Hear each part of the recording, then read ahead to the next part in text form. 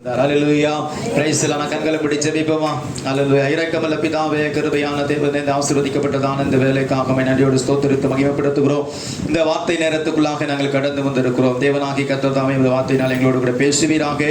இந்த நாமத்தை நீர் மகிமைப்படுத்தும் ஆசீர்வதியும் இயேசுவின் மூலம் பிதாவே, ஆமென். அல்லேலூயா.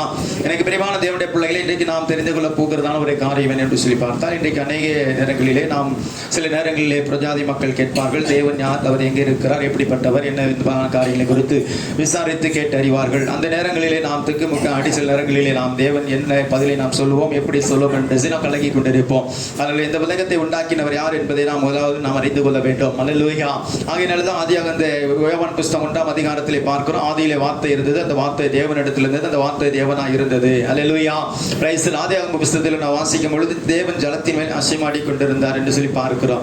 ஆவியானவர் ஜலத்தின் மேல் அசைமாடி கொண்டிருக்கிறார் என்று சொல்லி பார்க்கிறோம். தேவன் எப்படிப்பட்டவராய் இருக்கிறார், எப்படி இருக்கிறார் என்று சொல்லி நமக்கு எல்லோருக்கும் தெரியும். யோவான் சுவிசேஷ புஸ்தகம் 4ஆம் அதிகாரத்திலே அந்த 24வது வசனத்தை நீங்கள் வாசித்தீர்கள் என்று சொன்னால், 4ஆம் அதிகாரம் 24வது வசனத்திலே தேவன் ஆவியா இருக்கிறார், அவரை தொழுதுகிறவர்கள் ஆவியோடும் உண்மையோடும் தொழுது கொள்ள வேண்டும். ஆமென். அல்லேலூயா. தேவன் ஆவியா இருக்கிறார். ஆதியாகம புஸ்தகத்தில் வார்த்தை மூலமாக தேவன் எல்லாத்தையும் படைத்தார் என்று சொல்லி பார்க்கிறோம். அதே யோவான் புஸ்தகம் 1ஆம் அதிகாரத்தில் பார்க்கிறோம். ஆதியில வார்த்தை இருந்தது, வார்த்தை தேவனிடத்தில், அந்த வார்த்தை தேவனா இருந்ததுன்னு சொல்லி பார்க்கிறோம். அப்ப வார்த்தையா இருந்த தேவன், ஆவியா இருந்த தேவன் என்ன பண்ணுகிறார் என்று சொன்னால், என்ன பண்ணாரு, அவருக்கு ஒரு மாமிசம் தேவைப்பட்டது. அல்லேலூயா. Praise the Lord. அப்ப மாமிச உருவம் அவருக்கு தேவைப்பட்டது. அல்லேலூயா. ஏன் மாமிசம் உருவம் தேவைப்பட்டது? வார்த்தையா இருந்த தேவன், ஆவியா இருந்த தேவனுக்கு மாமிச உருவம் ஒன்று தேவைப்பட்டது. நம்மை போல ஒரு மாமிச உருவம் தேவைப்பட்டது. அல்லேலூயா. ஏன் என்று சொன்னால், தேவன் என்ன பண்ணாருன்னு சொன்னா, படைக்கும் போதே, மனிதனை உண்டாக்கும் போதே தேவ சாயலாகவே அவனை சிருஷ்டித்தார் என்று பார்க்கிறோம். அப்ப தேவ சாயல் என்று சொன்னால், அப்ப தேவனுக்கு நமது சாயல் இருக்க வேண்டும். அல்லேலூயா. அப்ப நமது சாயல் இருக்க வேண்டும் என்று சொன்னால், இல்லை என்று சொன்னால் நாம் தேவ சாயலா இருக்க வேண்டும். அல்லேலூயா. இரண்டு காரியங்கள் எப்படியாவது ஒன்று உண்மையா இருக்க வேண்டும்.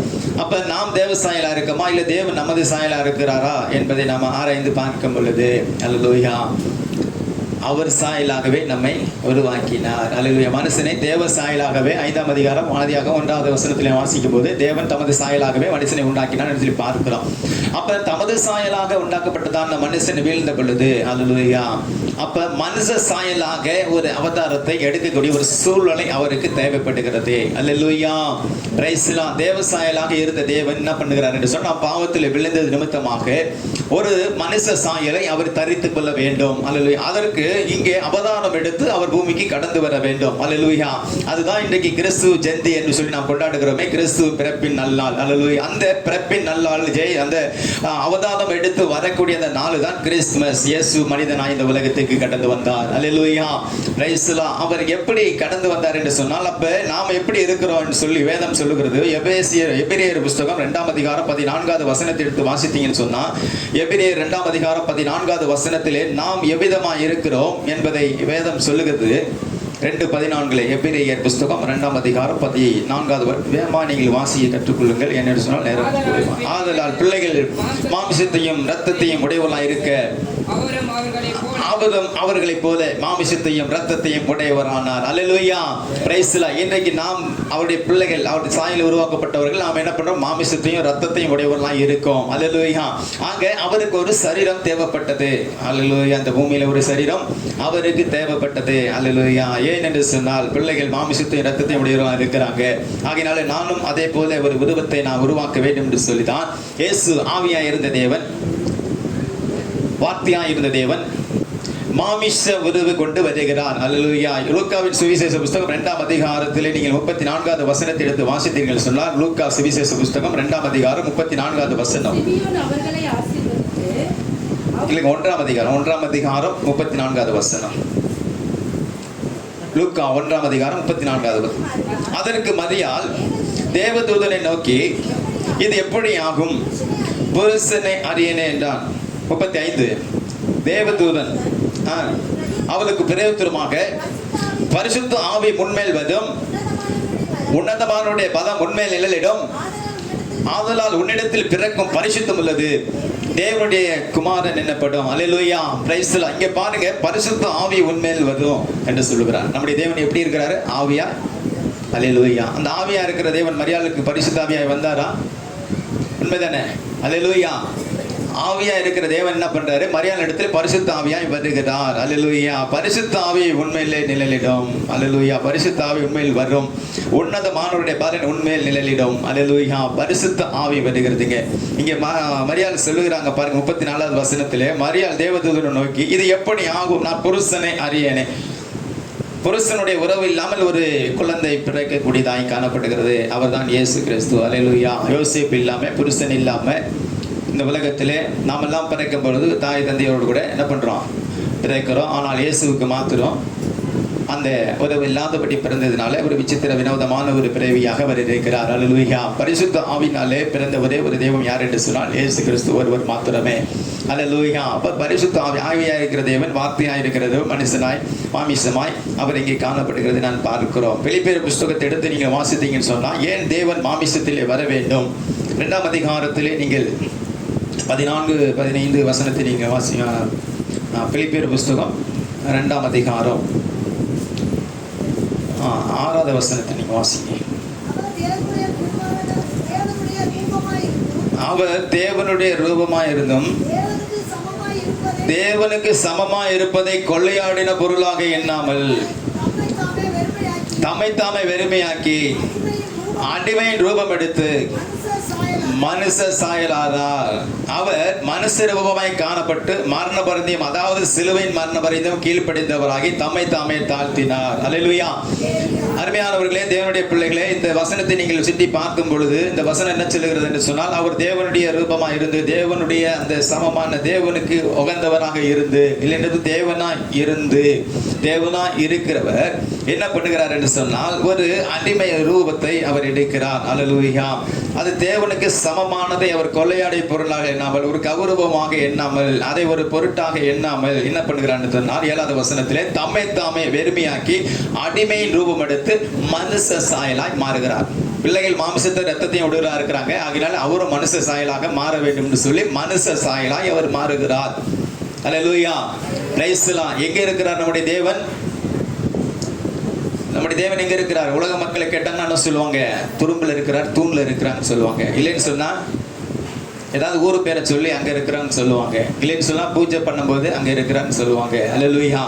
ஆனா வேதம் என்ன சொல்லுகிறது? சங்கீதம் 115 3வது வசனத்தை எடுத்து நீங்க வாசித்தீங்க சொன்னா, சங்கீதம் 115 3வது வசனத்துல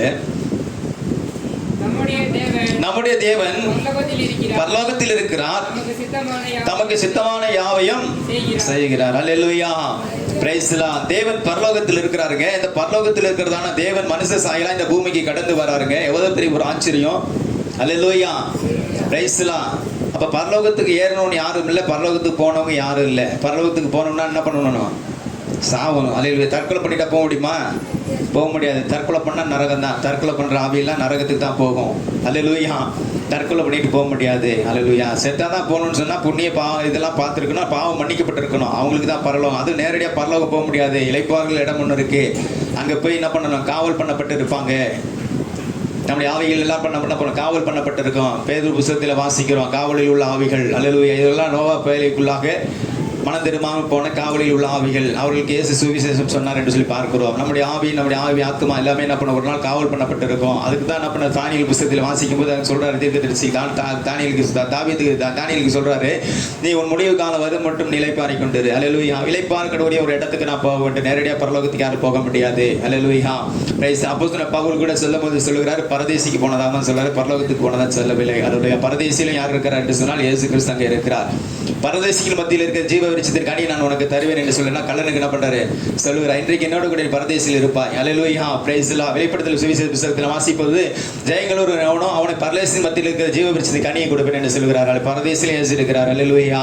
பிரைஸ் தி லார்ட். ஆக நம்முடைய தேவன் எங்கே இருக்கிறார் என்று சொன்னால் பரலோகத்தில் இருக்கிறார். அப்ப பரலோகத்துக்கு அங்கே இருக்கிறவருக்கு அடையாளமாக இயேசு கிறிஸ்து இங்கே இருக்கிறார் என்று சொல்லி பார்க்கிறோம். அப்ப தேவன் யார் என்று சொல்லி வேதம் வெளிப்படுத்துகிறதை பார்த்தால் 3ஆம் அதிகாரம் 13வது வசனத்தை நீங்க வாசித்தீங்க சொன்னால், யோவான் 3ஆம் அதிகாரம் 13வது வசனத்திலே வாசிக்கிறோம், பரலோகத்தில் யார் இருக்கிறார் என்று சொல்லி தெளிவா இங்க போடப்பட்டிருக்கிறது. 3ஆம் அதிகாரம் யோவான் 3:13 பரலோகத்திலிருந்து இறங்கினவரும்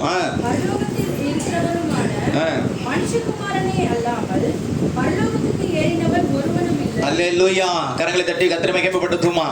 பரலோகத்திலிருந்து இறங்கினவர் அவர்தான், பரலோகத்திலிருந்து ஏறுகிறவரும் பரலோகத்தில் இருக்கிறவரும் அவர் தான். அல்லேலூயா. மனுஷகுமாரனாகிய இயேசுவை அல்லாமல் வேறு ஒருவர் இல்லை. அல்லேலூயா.